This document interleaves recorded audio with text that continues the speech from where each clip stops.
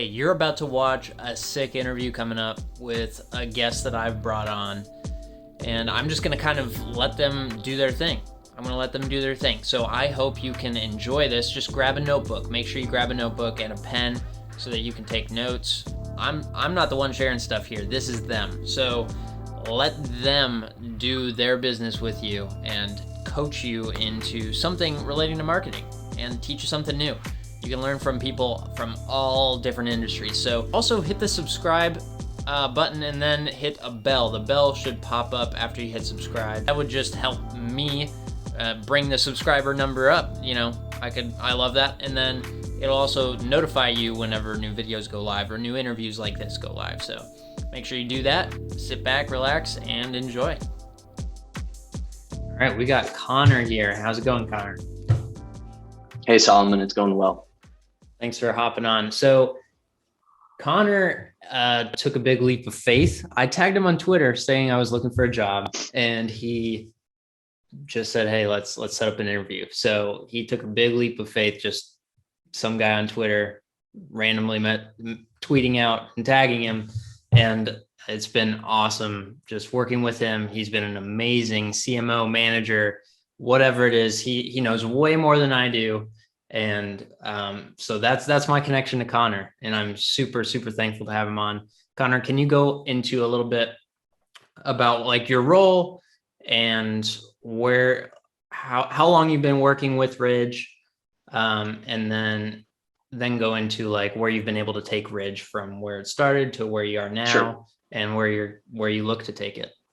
Cool. Yeah.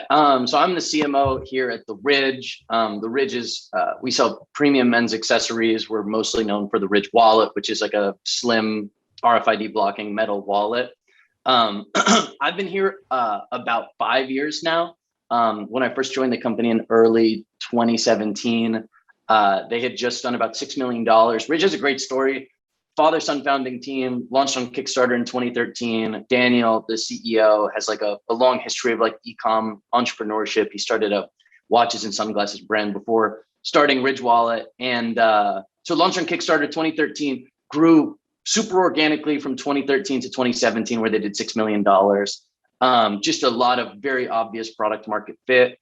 When I came on board, along with a few other people, like kind of the initial build out of like their core team, we were just focused on growing the brand from there. So this year we'll do close to $75 million. So we'll have been around for like the 10 to 12xing of the business. We've sold over 2 million wallets. We've got a lot of customers. We've diversified the product line and grown the brand to be more than just a wallet company. So that's where we are today. That's sweet. And what's been your favorite part about it? The role that you've taken on over the past years? Well, yeah, there's a lot of things I like about it. One, amazing product, right? So I come from an agency background. I've worked with a number of different brands. Marketing is way harder when you don't have a product that customers love.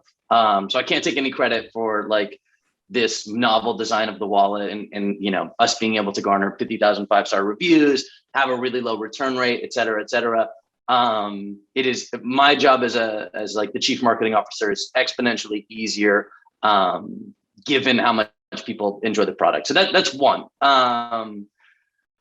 Two, as far as like, e-commerce in general and like being on the marketing side and the growth side of things, it's a lot of problem solving. And over the past 5 years, it's been a lot of different types of problem solving. It's been a lot of 0 to 1, like, let's really do. When I got on board, we were doing email marketing, but it was really like the bare minimum. So I do feel like it was 0 to 1 as far as like, what do we want our email strategy to look like? What do we want our, paid media strategy to look like? What do we want our site experience to look like? Really starting from scratch in a lot of ways. And then, the last couple of years, like hiring more people and figuring out, okay, well, what is 1 to 2 or 1 to 3 look like? I'm not even sure if the analogy works in that way, but like just that second step and third step and like all these different departments has been exciting. So, it's gone from like me doing a lot. In 2017, I was in Photoshop designing the ads that I was then running on Facebook in order to test things, where now it's like we've got a big system of people and I don't do any of that. And that's come with a lot of other problems that I've got to solve. So it's remained interesting. It's been a great place for me to grow as like one, a marketer, two, a manager. And then the great people work here. I think we've got a great team culture. So that's obviously made it a lot more enjoyable over the years. Yeah. Yeah. So about you were saying going from 0 to 1 and 1 to 2, 2 to 3, whatever that is. You said 0 to 1 looked like you setting up the systems, and you said you were in Photoshop a lot. And then 1 to 2, you said growing out the team. Can you go over a couple of the roadblocks, like maybe one big roadblock that you faced in that time period where you were setting up the systems and trying everything out, and then a roadblock in that next stage, which is getting the team to do it all? Yeah. And like how you handled those things. That's sure. That's what we're looking for. Right. I mean, I guess early on, like when we were launching and like really diversifying across channels, there's the idea of like getting something to work there, right? Like, can we prove out that anything works? Developing a strategy as far as like, well, how do we approach Snapchat, right? Like we were one of the very first advertisers on Snapchat. We were a part of one of their earnings calls in 2018 as an example of like a direct response marketer that was seeing a lot of success. And it was like, so nobody had done it before. We had to figure out like, well, what are we doing with all these different placements? How does the content differ from what we run on Facebook or Instagram or whatever else? So a lot of just troubleshooting, and then doing that with a really lean team is probably where a lot of those troubles come from. And I mean, I think early on, everybody had to wear a lot of hats. Like me having I got a film degree, many years ago at this point. And so I had like enough video editing skills in order to like stitch together videos that we could run on Facebook or Snapchat or whatever else. I had, enough of a performance background that I was like able to run the ads decently and do all of those things. So just scraping that all together with like the lean team that we had, I think was important. And then the second piece of that is like doing everything, right? Having a small team do everything, and you have like really, tight knit communication. You don't have to worry about process so much because people are like doing their jobs and like they're in it and controlling it. But then as soon as you want to scale from there or further diversify or whatever else, it really comes down to like, well, how do we codify what we want to see so that we can hand this off to somebody else?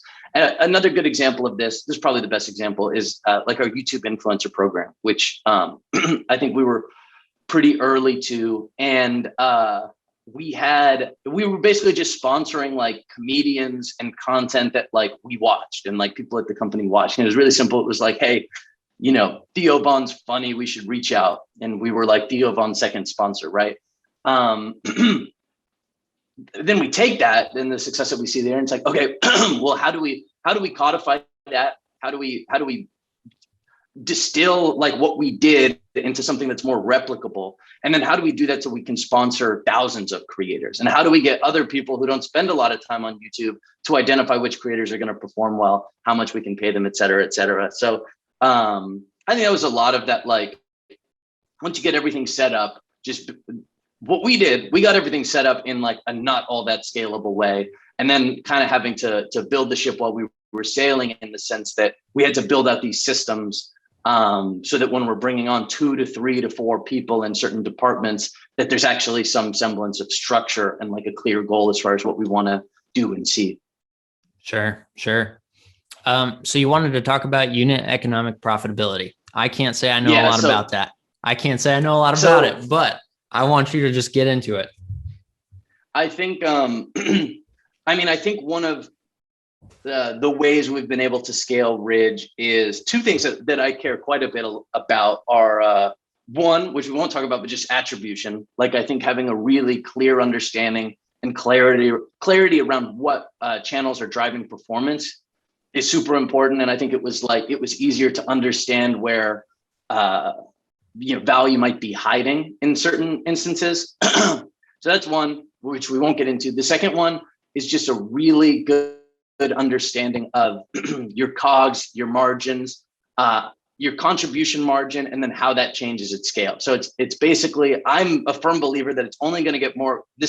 We were firm believers of this, 3 years ago, and it's never been more true today, but it's only going to get more expensive to acquire customers. It's only going to get more crowded. There's only going to be more competitors. So you have to be preparing for a future where it just gets more difficult. And I think a lot of that has to do with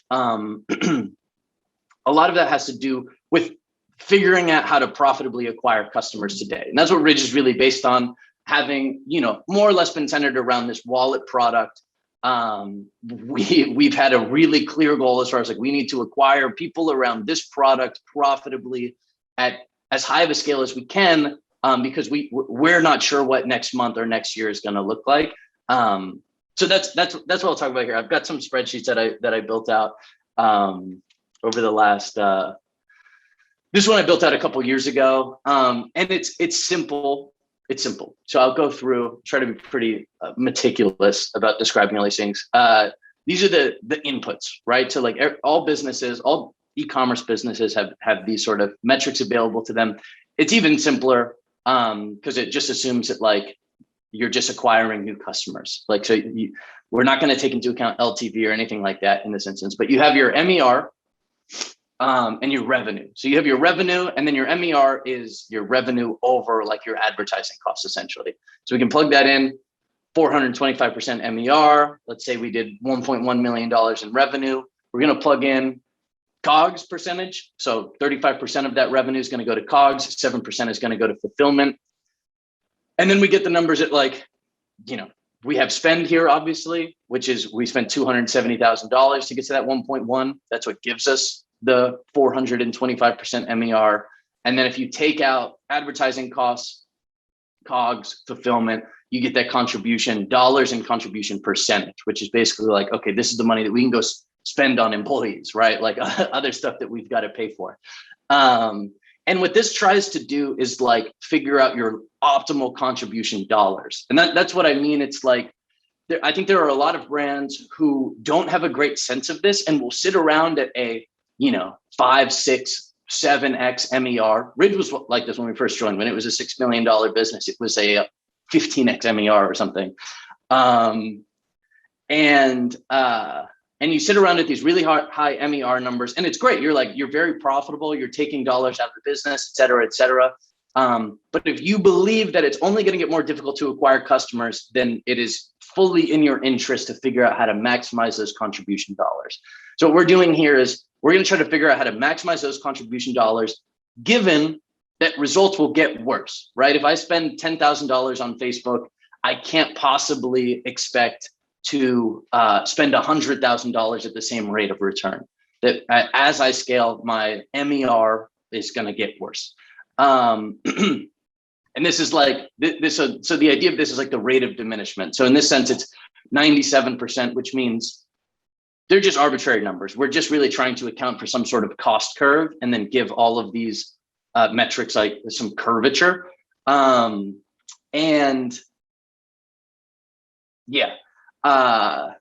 let's see.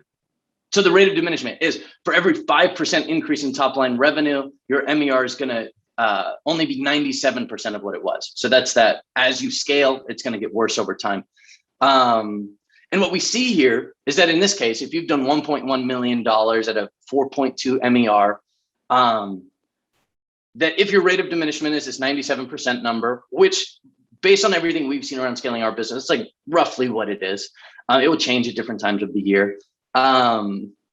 We should have spent our optimal result as far as our contribution dollars would have been to spend $514,000 and generated 1.6 in revenue. So our MER decreasing from 425% to 323. And in order to do that, we would have spent an additional $244,000 and generated $500,000 in revenue at a 2.1. So our incremental return on ad spend is only 210%. It's less than half of what we were getting on an MER basis, but it's unit economic profitable. And we're going to do that as much as we possibly can, as long as we're pulling contribution dollars out and maximizing the contribution dollars that we're taking out. So, and like another way to think about this is if your business is doing 1.6 at a 3.2 MER, you have this business in there. Like this business still exists as is. You've still pulled out the contribution dollars.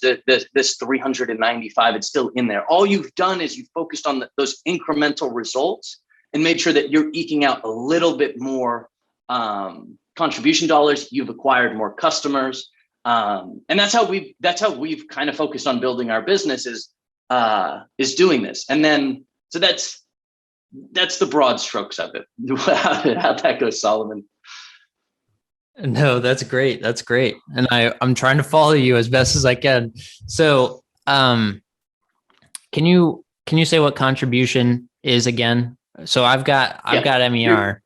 Your contribution dollars are the amount of money after advertising costs, cost of goods, fulfillment costs.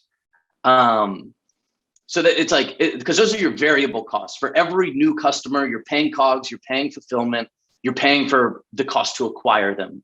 Everything after that is what you have to reinvest in inventory, to pay your employees, to pay for offices, whatever else. Like that's actually what you have to do to run your business.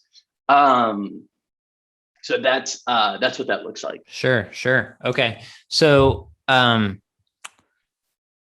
where do you think someone should start if they're looking to figure out their own numbers? What should they look at first? What numbers should they be pulling up? Basically all of these. I mean, just having a really good sense of your current results, right? Mm-hmm. So your MER, your revenue, your COGS, your fulfillment, you take all of those things, have a really good understanding of them, because then from there's all sorts of things that you can do, right? So like,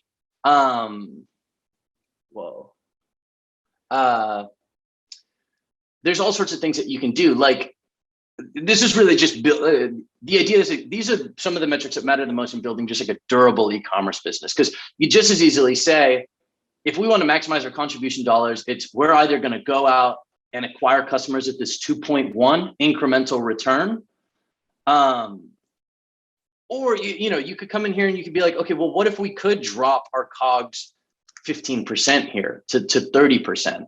Now all of a sudden we could see the effect on our contribution dollars, and what we can do is we can actually accept a worse return on incremental results, acquire more customers, because not as much of our revenue is going to COGS anymore, going to fulfillment. So you can look at like all the different parts of your business and just tweak the numbers to see where you can be maximizing return, and where can you be like essentially creating margin so that you can go out and acquire more customers. So that is most of it. And then what I'll also say is, one way you could also think about it is the best marketers have the lowest rate of diminishment, right? So you're going out and you're figuring out ways to maintain your return on ad spend as you scale, or you're figuring out so you're testing creative, or you're testing landing pages. Like everything that goes into acquiring customers efficiently is going to help the rate at which your return diminishes. Diversifying, for instance, it's like, okay, if we need to go out and spend $300,000 and get a 200% return on ad spend, different marketers will do that in different ways. And some people might say, okay, let me just try to spend $300,000 more dollars on Facebook, which might not get you as far as saying, oh yeah, let me go diversify into influencer or linear TV or whatever else. That really this rate of diminishment is like I said, it's just a made up number here. It is really determined by your skills as a marketer, as far as how can you maintain efficiency as you scale.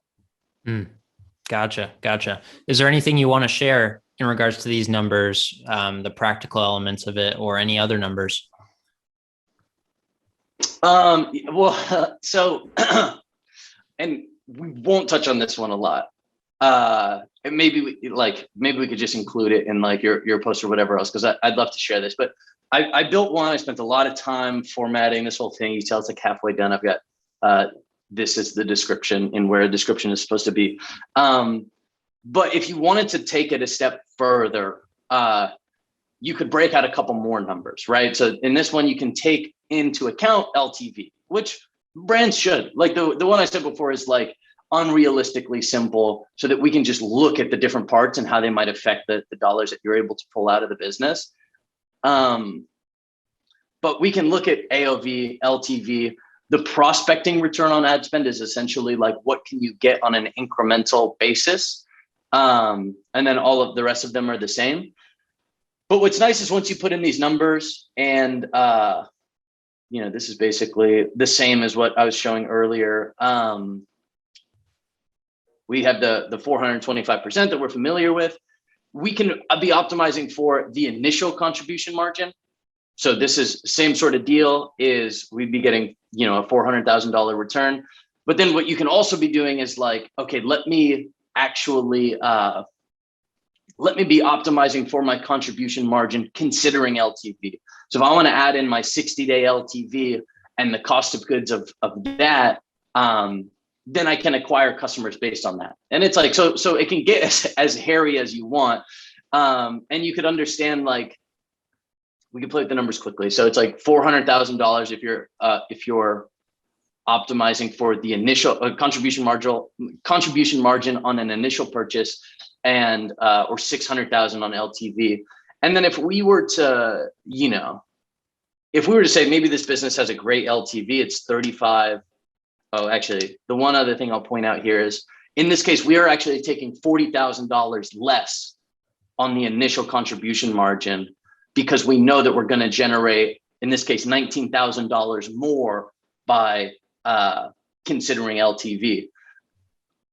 But this might look completely different for other businesses. Like, a lot of people will have a business that looks like this. It'll be a $55 AOV, but it's like soap or something. And, they might be able to get $85 in LTV, in which case the numbers are completely different.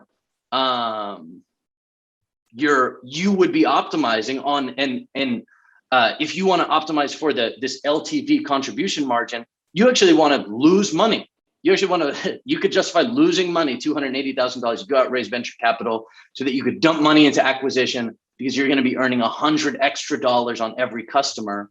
And then you have this 2.1 contribution margin over time. So it can get hairier and hairier. You look at different types of businesses, the retention of them, whether they're subscriptions, the margins on initial purchase, whatever else. And this spreadsheet I'll fix before I send it to you, because I realize there are some things that are a little messed up here. But you can get the sense how this thing can be built out further depending on different attributes of a business. Wow. All right. This is awesome. It just shows how much you really need to know your numbers, because you can find a lot. It's a lot of predictive analysis, isn't it? 100%. And like for Ridge, it's like over the last 5 years, we've dropped COGS, we've increased average order value, we've increased LTV. It's not as if like scaling has just been like, oh yeah, we're just going to spend money and acquire customers on the same products with like the same AOV and LTV metrics. It's like, in order to go from from $6 to $75 million, it was like, you really need to be trying to optimize every single piece of the business. And for us, it's like, if we can figure out, I still think we could double LTV, triple LTV. And if we could do that, then the business changes completely. All of a sudden we don't have to optimize for contribution margin on initial order at all. We could just, if we think that we can get an extra $60 from customers, then we could really focus on that. And that's like, and that ends up being the most sustainable, right? And that's, it's the most sustainable because your business is built so durably that you've got the margins and you've got the AOV and you've got the LTV, that you can be acquiring customers even as costs increase, and everything else. So yeah, that's kind of how, and that's an operations thing. That's a marketing thing. It's like the entire business ends up being built on just being durable and giving yourselves like the levers and the margins in order to withstand changes in everything. Right. And that's how we've thought about it for years. Like this sheet is really like 3.5 years old. That's great. Well, thanks for sharing. Appreciate it. I hope this is helpful for someone out there. I know it will be. So where can people find you? And any last words to share? People can find me on Twitter. I'm at COUUOR. It's like Connor, but with the N's flipped upside down. But I think if you just look for Connor MacDonald, that might be easier. You email me at connor@ridge.com. Happy to chat with people there. And yeah, I think that, and if you need more explanations around the sheet, that's fine. I'm obviously a big dork about wanting to talk about it. Sweet. Well, thanks, Connor. Appreciate it. Yeah, awesome.